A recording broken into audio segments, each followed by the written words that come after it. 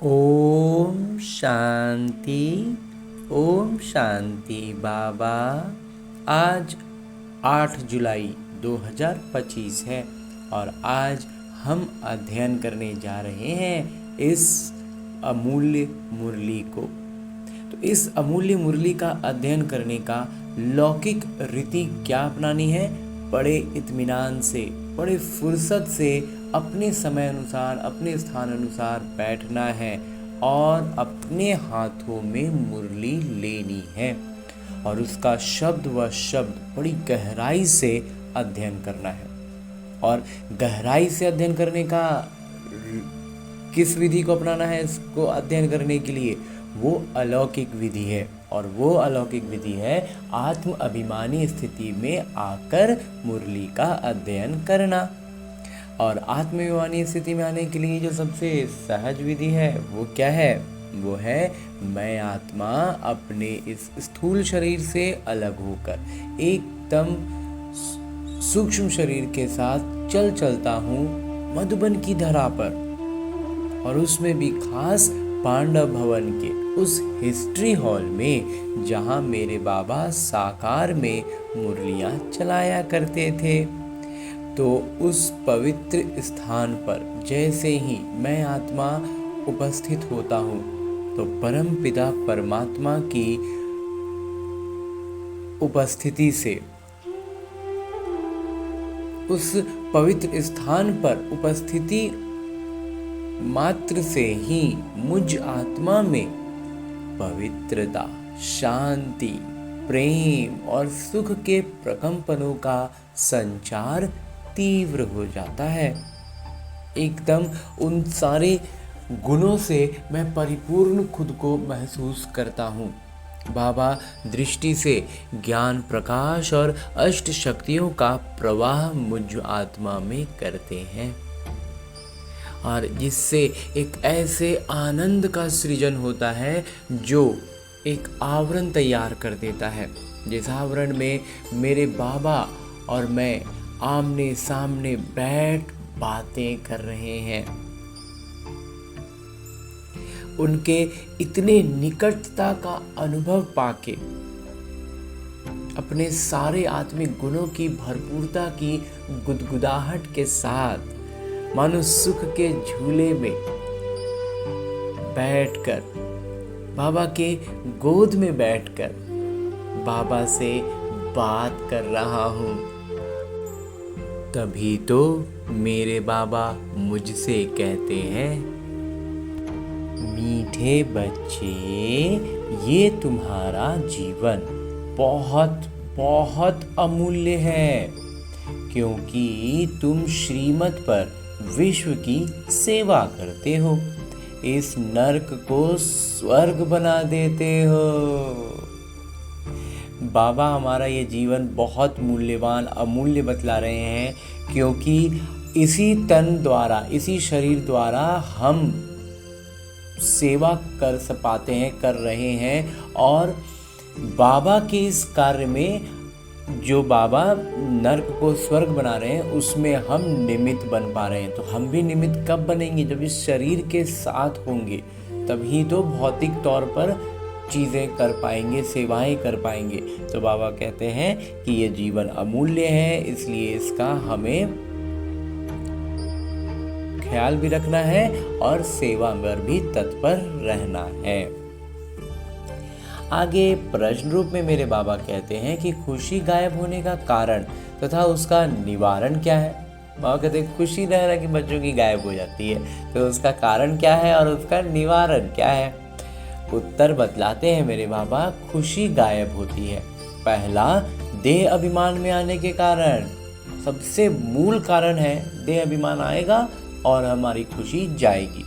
दूसरा है, दिल में जब कोई शंका पैदा हो जाती है तो भी खुशी गुम हो जाती है। जब हमारे जो बोलचाल की भाषा में कहें तो बिलीफ सिस्टम जो होता है ना, हमारा आंतरिक विचारधारा, एकदम जो जिस चीज़ को हम अपना जीवन का उद्देश्य लेकर चल रहे होते हैं, उसमें अगर कुछ डाउट आ जाता है ना, तो हम पूरी तरह से हमारा सारा कुछ अस्त व्यस्त होने लग जाता है।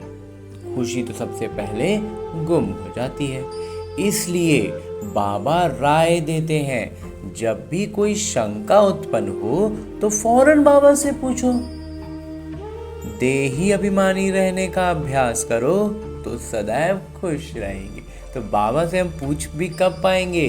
जब हम आत्माभिमानी स्थिति में रहेंगे। तो दिन का कोई भी समय हो, कोई भी पल हो, जो लौकिक में गाना होता है ना, कोई मुश्किल कोई परेशानी आए, तुम्हें लगे कुछ ठीक नहीं हालात, मुझसे कहो, तो वो बाबा ही हैं। और बाबा कहते हैं, मैं हूँ ना। बाबा हैं। बाबा से तुरंत जब भी कोई बात आए, कोई भी मुश्किल लगे, कुछ भी परेशानी हो, कोई भी हमारे शंका आ जाए कि ऐसा तो कैसे, ऐसे कैसे, वो छोटी छोटी लौकिक रीति की चीज़ें नहीं, जो हमारे बिलीफ सिस्टम को चेंज करने के लिए उसमें कुछ हलचल ला दे, उसके लिए बाबा कहते हैं तुरंत पूछ लो और समाधान पालो। बाबा तुरंत समाधान देते हैं। ये भी अनुभव होता है। ओम शांति। ऊंचते ऊंच भगवान और फिर भगवानुवाच। बच्चों के आगे, बच्चों के लिए तो बाबा आकर के बोल रहे हैं, तो मैं तुमको ऊंचते ऊंच बनाता हूँ तो तुम बच्चों को कितनी खुशी होनी चाहिए।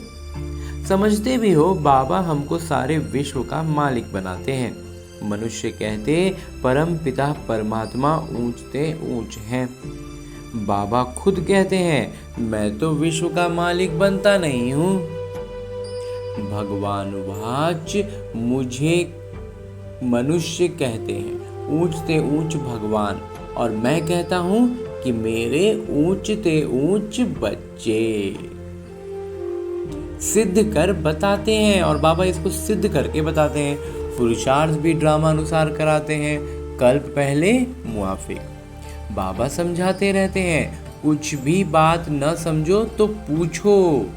मनुष्यों को तो कुछ भी पता नहीं है, दुनिया क्या है, वैकुंठ क्या है, कुछ उसको मालूम बुद्धि में, तो हमारी बुद्धि में, खुद हमारी बुद्धि में बिल्कुल नहीं था। बाबा का ज्ञान मिलता गया, स्पष्टता आती गई। तो अभी भी अगर कुछ स्पष्ट नहीं हो रहा है, कुछ बात में फंस रहे हैं, तो या तो थोड़ा और समय लगेगा, धीरे धीरे मंथन करके खुलेगी बात, या तो बाबा तुरंत में ऐसा कुछ बात बताते हैं ना, मुरली के माध्यम से बताते हैं, किसी निमित्त के माध्यम से बतला देते हैं। तो जब बाबा ऐसा कोई बात बतला देते हैं तो हो सकता है कि वो एक पल में भी सुलझ जाए। और अगर एक पल में नहीं सुलझा, एक बार में नहीं समझ में आई, कोई बात नहीं, हो सकता है कि अभी उसके लायक हमारी बुद्धि नहीं बनी है, इसलिए मंथन करते रहना है। बुद्धि की स्तर ऊपर आएगा, हमारी वो समस्या समाधान हो जाएगी। तो बाबा कहते हैं, भल कितने भी नवाब मुगल आदि होकर गए हैं, भल अमेरिका में कितने भी पैसे वाले हैं, परंतु इन लक्ष्मी नारायण जैसे तो हो न सके। लक्ष्मी नारायण के पास जितनी धन संपत्ति है ना, पूरा विश्व के ही मालिक है। तो इसलिए आज का कोई, बाबा कहते हैं, कितना भी कोई अमीर हो, लक्ष्मी और नारायण के सामने कुछ भी नहीं। वो तो वाइट हाउस आदि बनाते हैं, परंतु वहाँ तो रत्न जड़ित गोल्डन हाउस बनते हैं। स्वर्ग में क्या है, रत्नों जड़ित होता है और मूल उसका दीवार सोने का होता है, गोल्ड का, सब चीज़ सोना का। तो उसके आगे तो कुछ आज का वाइट हाउस कोई मायने रखता है, उसको कहाँ ही जाता है, सुख धाम। तुम्हारा ही हीरो हीरोइन का किरदार है। और बाबा मुझ आत्मा से कहते हैं कि तुम्हारा हीरो हीरोइन का किरदार है। तुम डायमंड बनते हो, हीरा बनते हैं। गोल्डन एज थी, स्वर्णिम युग था, अब है आयरन एज, अभी लोहे की युग है, लौह युग है, और वो भी जंग लग गया पूरी तरह। बाबा कहते हैं, तुम कितने भाग्यशाली हो, भगवान खुद बैठ समझाते हैं, तो तुमको कितना खुश रहना चाहिए। तुम्हारी ये पढ़ाई है ही नई दुनिया के लिए, ये तुम्हारा जीवन बहुत अमूल्य है, क्योंकि तुम विश्व की सेवा करते हो। बाबा को बुलाते ही हैं कि आकर नरक को स्वर्ग बनाइए। हेवनली गॉड फादर कहते हैं ना, परम पिता परमात्मा। तो बाबा कहते हैं, तुम स्वर्ग में थे ना, अब नरक में हो, फिर स्वर्ग में होंगे। नरक शुरू होता है तो फिर स्वर्ग की बातें भूल जाती हैं। ये तो फिर भी होगा, ये तो कल्प कल्प ऐसा होता ही है।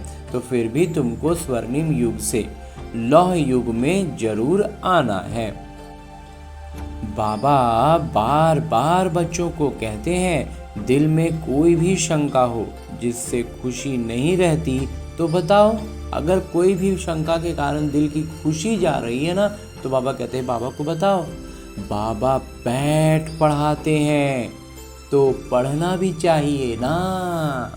और एक शंका की बात बाबा ये भी कहते हैं कि जब बाबा बैठ के इतना इत्मीनान से प्यार से हमको पढ़ा रहे हैं, तो हमें भी कितने फुर्सत से इत्मीनान से बैठकर एक एक शब्द पर ध्यान देकर पढ़ना चाहिए।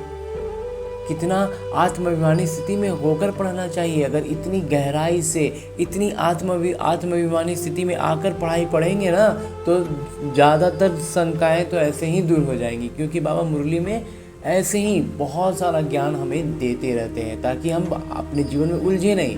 लेकिन हम ठीक से पढ़ते नहीं हैं तो जाके उलझते हैं। लेकिन बाबा इतने निरहंकारी हैं कि कहते हैं ठीक है बेटा, उलझ गए ना, फिर से पूछो, मैं फिर से बता देता हूँ। तो हम उस मोमेंट पे जब फंसते हैं फिर पूछते हैं, बाबा फिर बताते हैं। तो ऐसे मेरे बाबा ऊंचते ऊंचे हैं। खुशी नहीं रहती है क्योंकि तुम देह अभिमान में आ जाते हो। क्योंकि देह अभिमान आएगा तभी खुशी गुम होगी। सबसे पहली बात तो बाबा ने बतलाई यही होती है। और हम एक दूसरी बड़ी गलती क्या करते हैं कि कम से कम, इसलिए ब्रह्मा कुमार का ये मंथन रहा है कि मुरली का अध्ययन एकदम आत्माभिमानी स्थिति में आकर करना है। तो ज्ञान की जो बात बाबा मुझ आत्मा को दे रहे हैं ना, वो आत्मा तक पहुंचेगी, तभी तो आत्मा अपना परिवर्तन कर पाएगी ना, इन विकारों से बाहर निकल पाएगी। तो इसलिए शुरुआत आत्माभिमानी स्थिति में आकर मुरली के अध्ययन से करनी है, फिर वो जीवन के अन्य चीज़ों में परिवर्तन लाता जाएगा। इसलिए बाबा कहते हैं कि सबसे पहले तो जब हम देह अभिमान में रह करके मुरली अध्ययन करेंगे ना, कुछ भी बस एक फॉर्मेलिटी ही करेंगे, लौकिक रीति का एक काम निपटाएंगे, क्लास गए, सेंटर गए, मुरली सुनकर आए, कुछ भी पता नहीं, कुछ भी फर्क नहीं। तो वो काम नहीं करना है कि बस फॉर्मेलिटी हो रही है, दुनिया देख रही है कि हम बहुत रेगुलर स्टूडेंट हैं, और रेगुलरिटी बुद्धि में नहीं जा रही है, उसका प्रभाव बुद्धि में नहीं है। तो इस तरह की चीज़ों पर ध्यान जरूर देना है, खुद से मुरली का आत्माभिमानी स्थिति में आकर अध्ययन करना है। इसलिए बाबा आगे कहते हैं कि खुशी तो होनी चाहिए ना, क्योंकि बाबा का ज्ञान मिलने का अर्थ ही है कि खुशी होनी ही चाहिए। हमारे चेहरे पर निरंतर एक मुस्कान हो, तभी हम समझिए कि वास्तविक अर्थों में ब्राह्मण बने हैं। बाबा तो सिर्फ ब्रह्मांड के मालिक हैं, तुम तो विश्व के भी मालिक बनते हो। भल बाबा को क्रिएटर कहा जाता है, रचयिता कहा जाता है, परंतु ऐसे नहीं कि प्रलय हो जाती है फिर नई दुनिया रचते हैं। नहीं, बाबा कहते हैं मैं सिर्फ पुरानी को नया बनाता हूँ, पुरानी दुनिया विनाश कराता हूँ, तुमको नई दुनिया का मालिक बनाता हूँ। मैं कुछ करता नहीं हूँ, ये भी ड्रामा में नूंद है। सब बाबा करवाते हैं प्रकृति से, और आप बाकी तो विनाश तो ये लोग आपस में लड़के ही कर लेते हैं, कुछ प्रकृति कर देती है और इस तरह से विनाश करवा देते हैं बाबा। और नई दुनिया का स्थापन करने में भी हमें निमित्त बनाते हैं ना, हमें निमित्त बनाते हैं सेवा में। ब्रह्मा बाबा को निमित्त बनाया सबसे पहले, तो वो भी तो इसी मतलब मानव शरीर में रहे, और फिर वो मानव शरीर में ही आएंगे। बस अभी विकारी अवगुणों के साथ थे, फिर दैवी गुणों के साथ होंगे। तो हम बच्चों के साथ भी बिल्कुल वही है। तो इसलिए बाबा कहते हैं कि तुमको नई दुनिया का मालिक बनाता हूँ, मैं कुछ करता नहीं हूँ। ये भी ड्रामा में नूंद है। पतित दुनिया में ही मुझे बुलाते हैं, पारसनाथ बनाता हूँ। तो बच्चे खुद पारसपुरी में आ जाते हैं, वहाँ तो मुझे कभी बुलाते ही नहीं हैं। कभी बुलाते हो कि बाबा पारसपुरी में आकर थोड़ी विजिट तो लो, एक बार आकर के देखिए तो बाबा मेरे साथ, हम लोग के साथ चलिए। तो बाबा कहते हैं कभी नहीं बुलाते हैं, बुलाते ही नहीं। गायन भी है, दुख में सिमरन सब करे, सुख में करे न कोई। पतित दुनिया में याद करते हैं, सुख में करे न कोई। तो इसलिए पतित दुनिया जो है उसमें याद करते हैं, जब अच्छी दुनिया में बाबा भेज देते हैं तो बाबा को भूल जाते हैं। न याद करते हैं न बुलाते हैं, सिर्फ द्वापर में मंदिर बनाकर उसमें मुझे रख देते हैं। पत्थर का नहीं तो हीरे का लिंग बनाकर रख देते हैं पूजा करने के लिए। कितनी वंडरफुल बातें हैं। अच्छी तरह से कान खोल कर सुनना चाहिए। कान भी प्योर करना चाहिए, कान को भी शुद्ध करना होगा। कान में भी जितना विकार की चीज़ें सुन सुन के इसको पका दी है ना, बाबा कहते हैं इसको भी शुद्ध करो। प्योरिटी फर्स्ट, सबसे पहला अध्याय जो है वो है पवित्रता। जब तक पवित्रता को धारण नहीं करेंगे ना, बुद्धि में कोई बात घुसने वाली नहीं है, कोई परिवर्तन होने वाला नहीं है। 2 दिन 4 दिन वाला परिवर्तन किए ना तो वो बहुत टेम्पररी है, वो उसको गिरना ही है। वो ऊपर मकान उठ ही नहीं सकता, ऊपर बड़ी चीज़ बुलंदी को पा ही नहीं सकते जब तक शुरुआत से ही पवित्रता को धारण नहीं किया। कहते हैं शेरनी का दूध सोने के बर्तन में ही ठहर सकता है, इसमें भी पवित्रता होगी तो धारणा होगी। बाबा कहते हैं काम महाशत्रु है, इन पर विजय बानी है। तुम्हारा ये अंतिम जन्म है, ये भी तुम जानते हो। ये वही महाभारत लड़ाई भी है।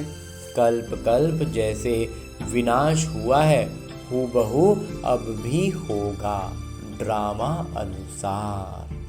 हाँ जी बाबा। तुम बच्चों को स्वर्ग में फिर से अपने महल बनाने हैं, जैसे कल्प पहले बनाए थे। स्वर्ग को कहते ही हैं पैराडाइज, पुराणों से पैराडाइज अक्षर निकला है। कहते हैं मानसरोवर में परियां रहती थीं, उसमें कोई टुबका लगाए तो परी बन जाए। वास्तव में ये है ज्ञान मानसरोवर। इस ज्ञान में जो डुबकी लगाएंगे ना तो स्वर्ग का परी ही बनेंगे ना। देवी देवताएं परियां थे ना, तो उसमें तुम क्या से क्या बन जाते हो, विकारी पतित गंदे से शुद्ध विकार निर्विकारी और पावन बन जाते हैं। शोभनिक को परी कहते हैं, जो एकदम सुंदरता का पराकाष्ठा को हम परी कहते हैं ना। ऐसे नहीं पंखों वाली कोई परी होती है, नहीं। जैसे तुम पांडवों को महावीर कहा जाता है, उन्होंने फिर पांडवों के बहुत बड़े बड़े चित्र, गुफाएं आदि बैठ दिखाई हैं। भक्ति मार्ग में कितने पैसे बर्बाद करते हैं। बाबा कहते हैं हमने तो बच्चों को कितना साहूकार बनाया, तुमने इतने सब पैसे कहाँ किए। भारत कितना साहूकार था, अभी भारत का क्या हाल है। जो 100% सॉल्वेंट था, स्वतंत्र था, मुक्त था, अब 100% बंधन में विकारी बन पड़ा है। विकारों के बंधन में पूरा एकदम एक सबसे निम्नतम स्थिति में आ गया। अभी तुम बच्चों को कितनी तैयारी करनी चाहिए। इतना नीचे से हमें उतना ऊपर उड़ना है, तो कितना तैयारी कितना जबरदस्त होना चाहिए। बच्चों आदि को भी यही समझाना है कि शिव बाबा को याद करो तो तुम श्री कृष्ण जैसे बनोगे। तुम बच्चों को कितनी खुशी रहनी चाहिए, लेकिन अपार खुशी उन्हें ही रहेगी जो सदा दूसरों की खिदमत यानी सेवा में रहते हैं। बाबा कहते हैं उनका खुशी ना निरंतर बना रहेगा जो लगातार तो अन्य आत्माओं की सेवा में लगे रहते हैं। मुख्य धारणा चलन बहुत रॉयल हो, जो मूल आधार है ना धारणाओं का, वो कहते हैं वो और हमारी चलन, ये दो एकदम रॉयल होनी चाहिए, एकदम हाई स्टैंडर्ड की होनी चाहिए। खान पान बहुत सुंदर हो। तुम बच्चों के पास जब कोई आते हैं तो उनकी हर प्रकार से खिदमत करनी चाहिए, स्थूल भी तो सूक्ष्म भी।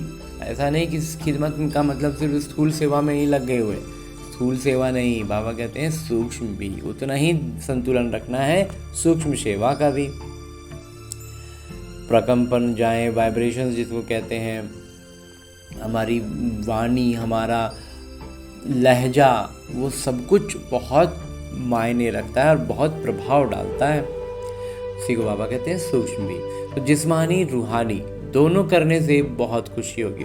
लौकिक रीति की भी चीज़ें करनी है और अलौकिक रूप पर भी ध्यान देना है। कोई भी आए तो उनको तुम सच्ची सत्यनारायण की कहानी सुनाओ। शास्त्रों में तो क्या क्या कहानियाँ लिख दी हैं। विष्णु की नाभि से ब्रह्मा निकला, फिर ब्रह्मा के हाथ में शास्त्र दे दिए। अब विष्णु की नाभि से ब्रह्मा कैसे निकलते हैं, कितना राज है, और कोई इन बातों को कुछ समझा ना सके और न समझ सके। नाभि से निकलने की तो बात ही नहीं है। ब्रह्मा सो विष्णु, विष्णु सो ब्रह्मा बनते हैं। ब्रह्मा को विष्णु बनने में सेकंड लगता है, एक क्षण लगता है। सेकंड में जीवन मुक्ति कहा जाता है। बाबा ने साक्षात्कार कराया, तुम विष्णु का रूप बनते हो। क्षण में निश्चय हो गया। जब बाबा ने साक्षात्कार कराया ना कि तुम ही विष्णु बनते हो, तो तुरंत ब्रह्मा बाबा को निश्चय हो गया। विनाश का भी साक्षात्कार हुआ। नहीं तो कलकत्ता में जैसे राजाई ठाठ से रहते थे। कलकत्ता में बाबा का इतना बड़ा गद्दी कहे रहता था कि एकदम शाही ठाठ में रहते थे। पैसे भी तो भरपूर थे ना, कोई तकलीफ नहीं थी, बड़ा रॉयल्टी से रहते थे और एकदम मर्यादाओं के साथ। अब बाबा तुम्हें ये ज्ञान रत्नों का व्यापार सिखलाते हैं। और वो क्या, लौकिक रत्नों का व्यापार करते थे और बाबा ने उनको अलौकिक व्यापार सिखला दिया। तो वो व्यापार तो इनके आगे कुछ भी नहीं है, परंतु इनके किरदार और तुम्हारे किरदार में फर्क है। बाबा ने इनमें प्रवेश किया और फट से सब छोड़ दिया। भट्टी बननी थी, तुमने भी सब कुछ छोड़ा। नदी पार कर आए, भट्टी में पड़े। और कहते सब कुछ छोड़ दिया, नदी के पार आए, मतलब इस पार से उस पार कहते हैं ना, उस पार आए और सब कुछ भट्टी में डाल दिया। क्या क्या हुआ, कोई की परवाह नहीं, किसी का बारे में फिर कुछ सोचे ही नहीं, कोई परवाह नहीं रखा।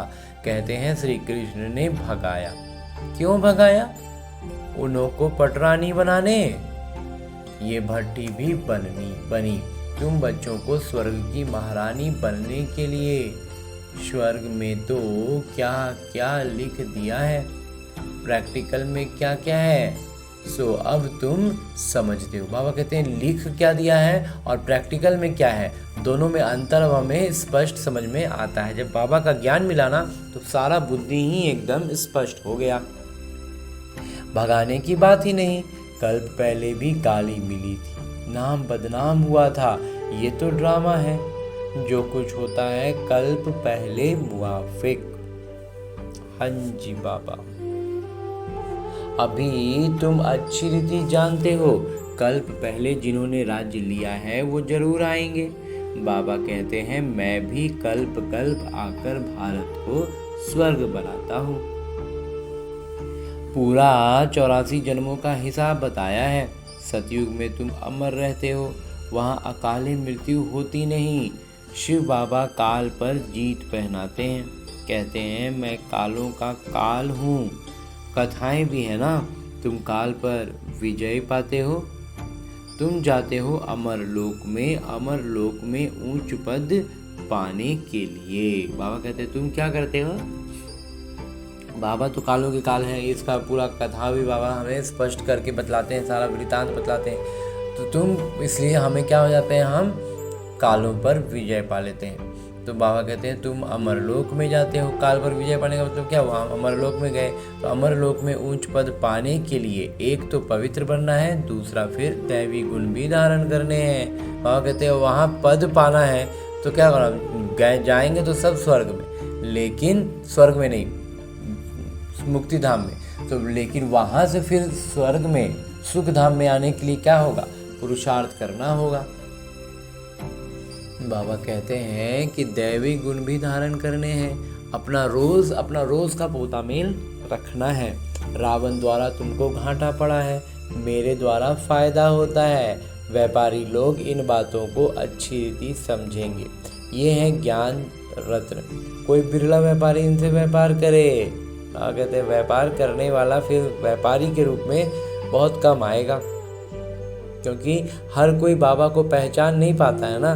इसलिए बाबा कहते हैं कि कोई बिरला ही इन व्यापारी से व्यापार करे। तुम व्यापार करने आए हो, लेकिन हम बच्चे तो आए हैं ना, तो कोई तो अच्छी रीति व्यापार कर स्वर्ग का सौदा लेते हैं 21 जन्म के लिए। 21 जन्म भी क्या, 50-60 जन्म तुम बहुत सुखी रहते हो। खाली 21 जन्म क्या, 50-60 जन्म तक बाबा कहते हैं कि सुखी ही रह जाएंगे। पद्मापति बनते हो, देवताओं के पैर में पद्म दिखाते हैं ना।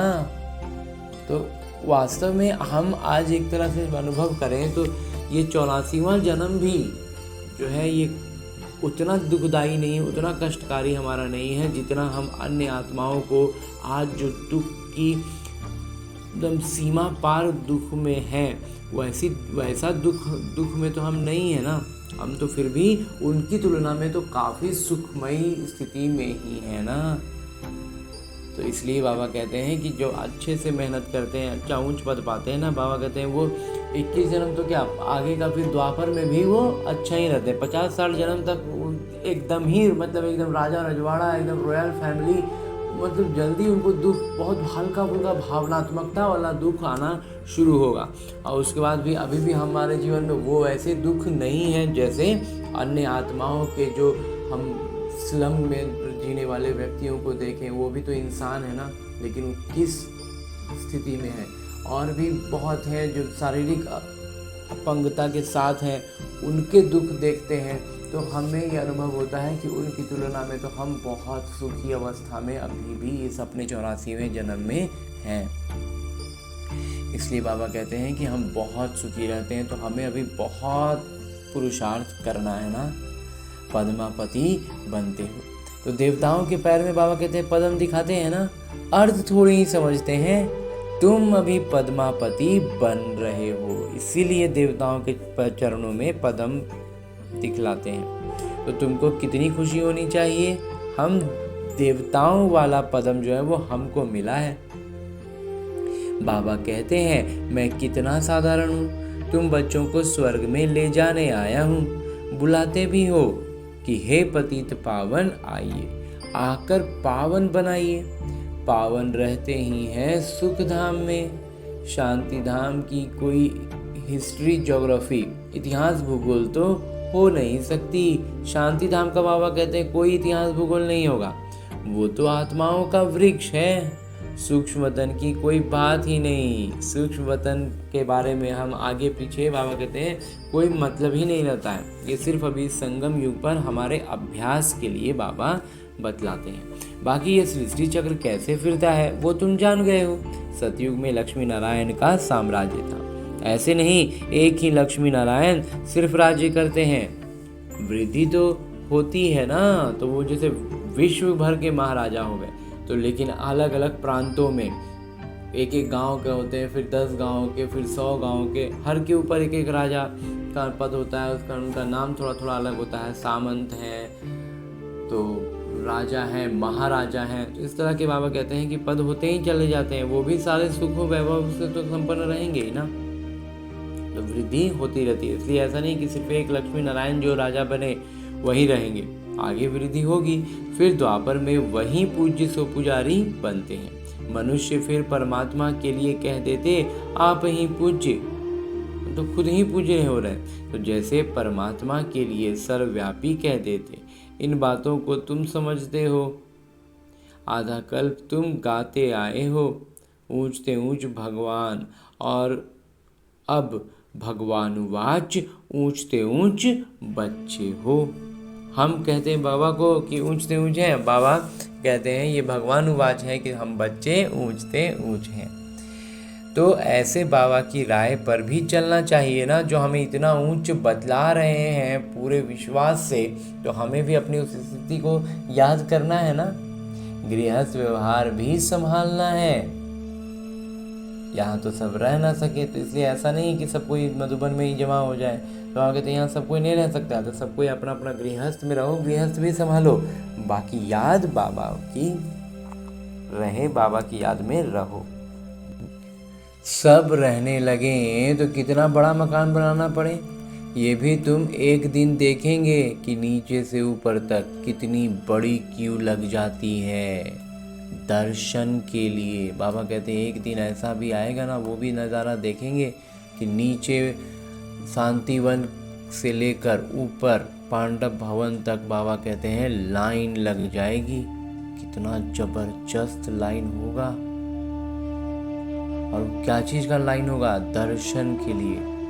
कोई को दर्शन नहीं होता है तो गाली भी देने लग पड़ते हैं। अब किसी कोई स्थिति इतनी पतित है कि उनको दर्शन तक की स्थिति उनकी नहीं होती है। इन्हें तो बाबा तो निमित्त बना रहे हैं हमें, तो निमित्त बनाएंगे और दर्शन के लिए वो आएंगे तो उनको दर्शन होगा। बाबा हमें वो निमित्त उस अवस्था तक हमें अपनी अवस्था बनानी है, और बाबा बाकी कार्य करेंगे, बाबा साक्षात्कार कराएंगे तो उनको दर्शन होगा। लेकिन जिनकी अवस्था बहुत ज़्यादा पतित होगी तो उनको दर्शन भी नहीं हो पाएगा, तो क्या करेंगे? अब शब्द कहने लगेंगे, तो वो जिस संस्कारों के साथ उलझे हुए हैं उन्हीं संस्कारों के अनुसार शब्द निकलेंगे उनके, तो वो अपशब्द ही कहेंगे ना। तो समझते हैं महात्मा का दर्शन करें।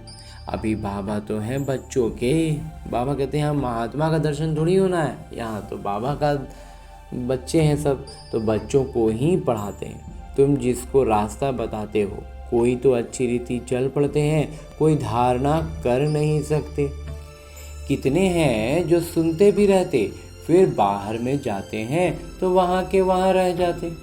वो खुशी नहीं, पढ़ाई नहीं, योग नहीं। खुशी नहीं होती है, पढ़ाई ढंग से पढ़ते नहीं हैं, योग लगता नहीं है, तो क्या होता है? वहीं का वहीं रह जाते हैं। बाबा कितना समझाते हैं, चार्ट रखो नहीं तो बहुत पछताना पड़ेगा।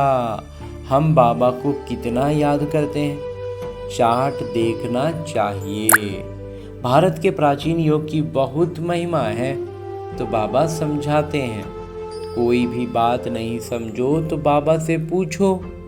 पहले तुम कुछ भी नहीं जानते थे, आखिर पहले तो हम भी भिखारी थे, पति थे, और उन्हीं सब बातों में उलझे हुए थे।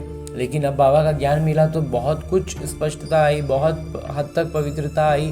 तो बाबा कहते हैं कि अभी भी कोई बात जो नहीं समझ में आया उसको पूछो, क्योंकि पहले तो तुम कुछ भी नहीं जानते थे ना, अब इतना भी जाने हो, तो अब इससे और आगे जानना है। तो कोई बात अगर एकदम विशेष तौर पर विघ्न बन रही है तो बाबा से पूछ लो, बाबा उत्तर देते हैं। बाबा कहते हैं ये है कांटों का जंगल, काम महाशत्रु है, ये अक्षर खुद गीता के हैं। बाबा कहते हैं काम महाशत्रु है, ये जो वाक्य है ना, ये जो बात है ना, ये बाबा कहते हैं इस हमारी जो हम जो पहले से जो गीता जानते हैं, भक्ति मार्ग की जो गीता, उसमें भी ये बात लिखी हुई है। गीता पढ़ते थे परंतु समझते थोड़े ही थे, क्योंकि उसके आगे फिर एक बात अपने मन से जोड़ देते थे ना कि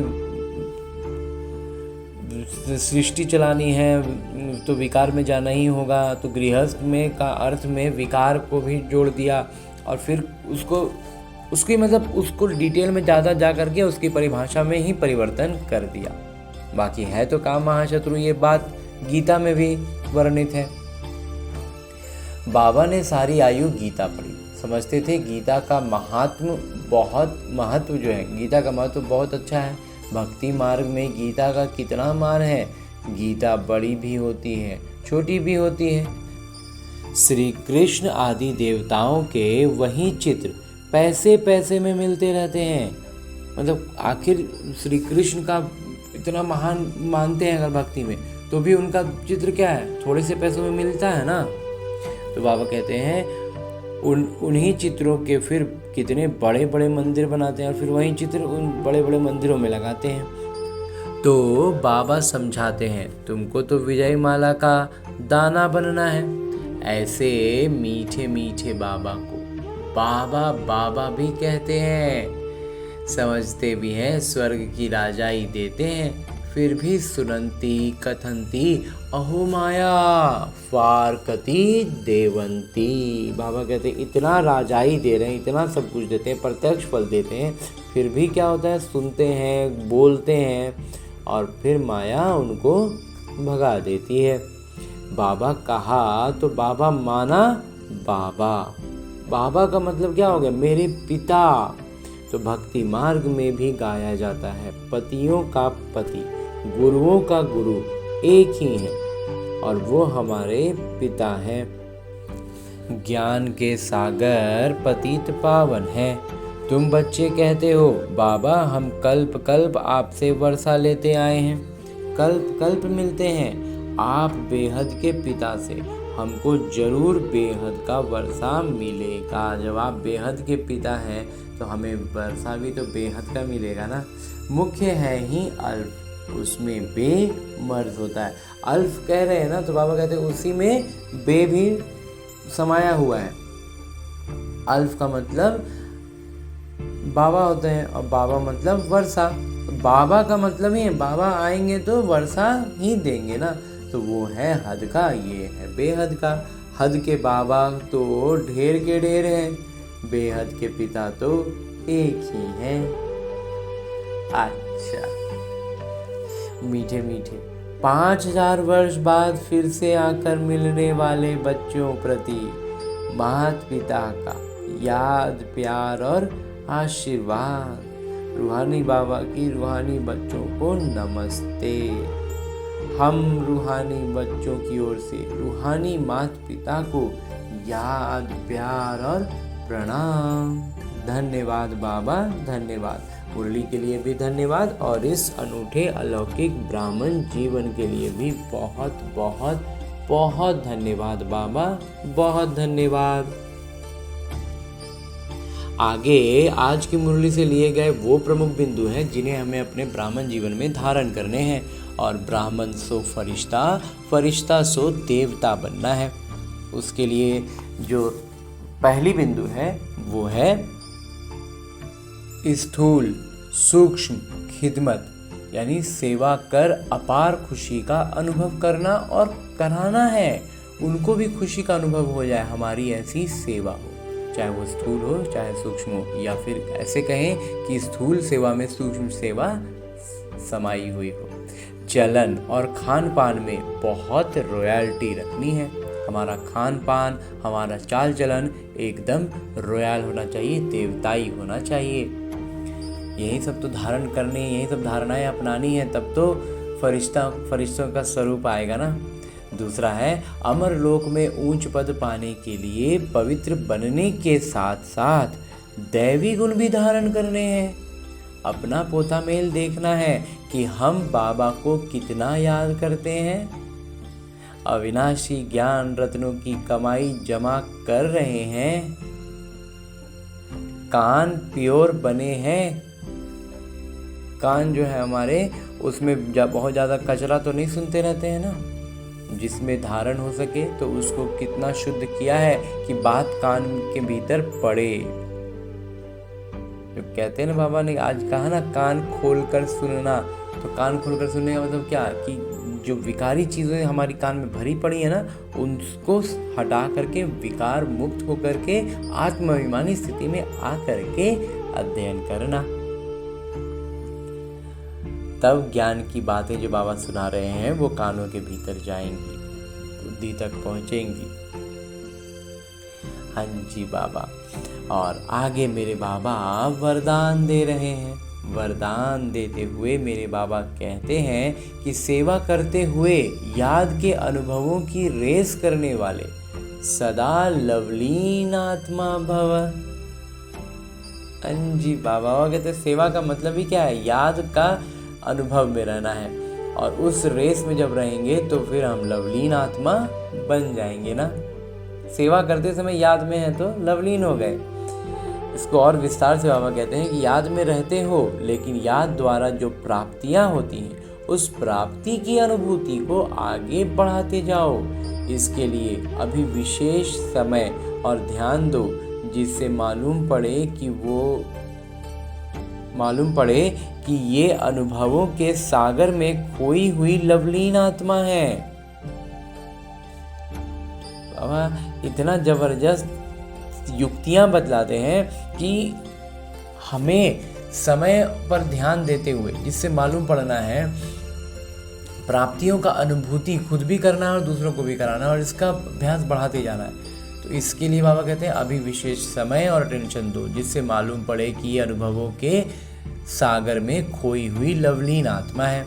जैसे पवित्रता, शांति के वातावरण की भासना आती है, शांति वातावरण होगा तो पवित्रता की भासना आती है, वैसे श्रेष्ठ योगी लगन में मगन रहने वाले हैं, ये अनुभव हो। हाँ जी बाबा, ज्ञान का प्रभाव है लेकिन योग के सिद्धि स्वरूप का प्रभाव हो। ज्ञान से जब प्रभाव पड़ता है ना, तो उसमें व्यक्ति विशेष पर ध्यान जाता है कि अरे ये बहुत अच्छा समझाते हैं, लेकिन बाबा कल कहे थे कि ये नहीं होना चाहिए, ये और एक तरह से कहें तो डिससर्विस तो बाबा ने नहीं कहा, लेकिन कहा कि ये बाबा को और भुला रहे हैं। तो वो बात पर भी हमें ध्यान देखना है कि हमें अपनी गुणवत्ताओं का प्रचार नहीं करना है, हमें बाबा से उन आत्माओं के तार जोड़ने हैं। तो इसलिए बाबा कहते हैं कि योग का प्रभाव सिद्धि स्वरूप का प्रभाव हो, सिर्फ ज्ञान का नहीं। सेवा करते हुए याद के अनुभवों में डूबे हुए रहो, याद की यात्रा के अनुभवों की रेस करो। याद में रह करके अनुभवों के साथ जब कहेंगे तब हम बाबा से उनके तार जोड़ पाएंगे। हाँ जी बाबा। और आगे स्लोगन है, मुरली का उपदेश है कि सिद्धि को स्वीकार कर लेना अर्थात भविष्य प्रारब्ध को यहाँ ही समाप्त कर देना। क्योंकि जैसे बाबा ने कहा ना कि हम जब ज्ञान को सिर्फ आधार लेकर के जब सेवा करते हैं तो उसमें हमें हमारी उपलब्धि होने लगती है, हमें हमारी प्रशंसा लोग करने लगते हैं। तो बाबा कहते हैं और उसको अगर हमने स्वीकार कर लिया ना, एक तो पहले वो नहीं करना है, याद की यात्रा में रहते हुए करना है ताकि तार बाबा से जुड़े, इस बात का हमें पूरा ख्याल रखना है। दूसरा बाबा कहते हैं कि सिद्धि को अगर हमने स्वीकार अभी कर लिया तो भविष्य का प्रारब्ध यहीं समाप्त कर दिया, इसलिए उसको स्वीकारना बिल्कुल नहीं है। एक तो है कि वो उनकी तरफ से आया तो हम उसको स्वीकार नहीं करके हम उसको बाबा की तरफ भेजें, तो फिर भी हम थोड़ा बच सकते हैं। हाँ जी बाबा। आगे अभी तक हमने परमपिता परमात्मा से इतना श्रेष्ठ ज्ञान मुरली का अध्ययन किया, वरदान प्राप्त किया, और अब मेरे बाबा इसी अव्यक्त स्वरूप में स्थित रहकर एक इशारा भी देते हैं कि संकल्पों की शक्ति जमा कर श्रेष्ठ सेवा के निमित्त बनो। बाबा कहते हैं कि संकल्प की शक्ति को ना जमा करो, तो हम किस सेवा के निमित्त हो जाएंगे? श्रेष्ठ सेवा के निमित्त। तो संकल्पों के आधार पर जब हमारी सेवाएं होंगी तो वो श्रेष्ठ सेवा की श्रेणी में चली जाएंगी।